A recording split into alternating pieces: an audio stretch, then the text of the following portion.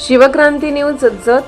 श्री यल्लमा देवीच्या यात्रेत भाविकांना मोफत औषध वाटप. दिनकर पतंगे.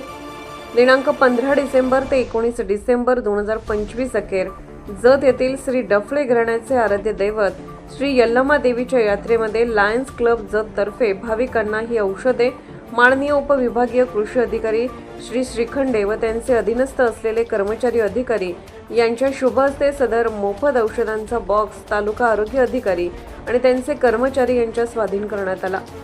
सदर औषधामध्ये ताप, थंडी, सर्दी, खोकला, शौचास लागणे व इतर किरकोळ आजार यावर उपचारासाठी ही औषधे देण्यात आली.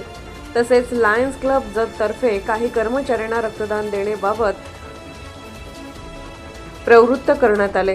यावेळी district chairman of water harvesting Shri Lion Dinkar Patange, Lions क्लबचे अध्यक्ष लायन बसवलिंग माळी तसेच डिस्ट्रिक्ट चेअरमन ऑफ इंटरनेटचे लायन राजेंद्र आरडी, लायन महेश कांबळे तसेच कृषी विभागातील अधिकारी कर्मचारी वर्ग, आरोग्य विभागातील कर्मचारी वर्ग हे उपस्थित होते.